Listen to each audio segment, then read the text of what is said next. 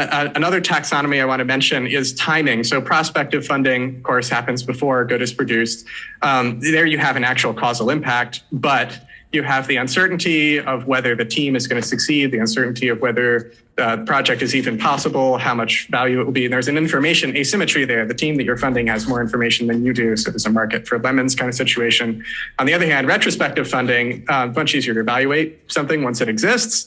But on the other hand, there's no causal impact. But on the other hand, if you announce that you're going to be doing retroactive funding later, people might bet on that. Bountied funding is where you announce in a formal way that you're going to do retroactive funding for a particular thing. So that kind of helps eliminate the uncertainty on both sides.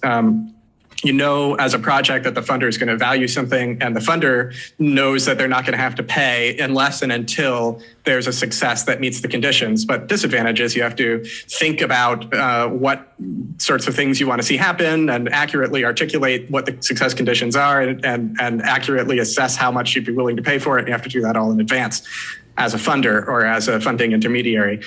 So it's important to have a structure to route some of the after the fact rewards back to people who funded things prospectively with the complete uncertainty.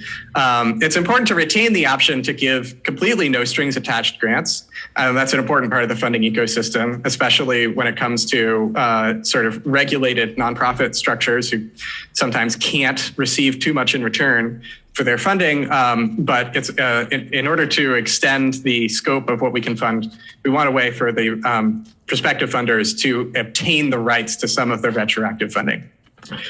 So some of the types of things that the funder might be able to get in return could be nothing, no strings attached, could be just bragging rights, and that's sort of the way that the NFTs for science movement is going. Is what you're buying is a tokenized certificate that you were the one who funded this or funded a certain fraction of it, but you don't get anything more than that. You could be getting a right to retrospective rewards, and that's sort of where certificates of impact come in. You buy the certificate of impact, and then other assessors come around and say, okay, was this impact good? Okay, yes, I'm going to pay rewards. And who am I going to pay them to? All the people who are holding the certificates for that impact.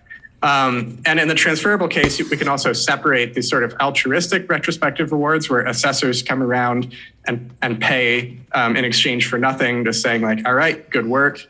Here's your retrospective funding to pay back your financing costs. Reputational rewards where someone else wants to buy the bragging rights from you. For example, in that kind of ratchet auction situation that the last speaker mentioned, or toll-driven retrospective rewards. And this is often the case with VC funding where you're actually saying, okay, I want a share of your profit stream if you're going to then create a public good that you assess a toll for.